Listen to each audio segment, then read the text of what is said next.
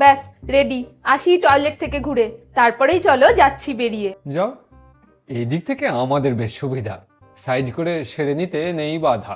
তা কেন, বেরোনোর আগে সেরে যেতে সমস্যা কোথায়? ছি, যেখানে সেখানে দাঁড়িয়ে পড়ো দেওয়ালের ধারে নর্দমায়। হাসি পায়, এখানে প্রস্রাব করিবেন না আর কেউ না দেয় কেটে, ঠেকাতে না পেরে কেউ আবার ঠাকুর দেবতার ফটো রাখে সেঁটে।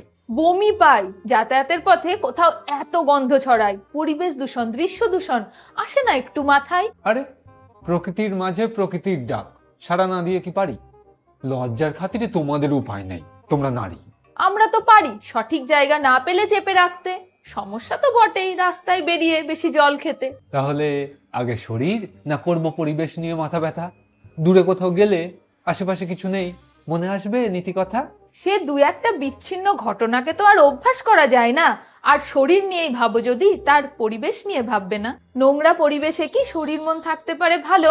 নিজের বাড়িতে যেখানে সেখানে হিসি করো না থুতু ফেলো?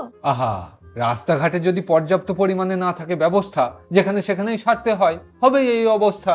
অবস্থা পাল্টাতে নিজের মানসিকতার বদল দরকার। তার সাথে চলো আবেদন জানাই, ভাববে নিশ্চয়ই সরকার। ঠিক, প্রয়োজন মতো জায়গায় বানানো হোক পাবলিক টয়লেট, পরিচ্ছন্নতাও দেখা হোক, যেন খোলা যায় গেট। পে অ্যান্ড ইউজ যেগুলো দেখি, হাল বিশেষ ভালো না, থেকে তো যায় ইনফেকশনের সম্ভাবনা। হ্যাঁ, দায়িত্বে যারা থাকেন দয়া করে একটু দেখবেন। ও দাদা, ও দিদি, ব্যবহার করে জলটা দেবেন।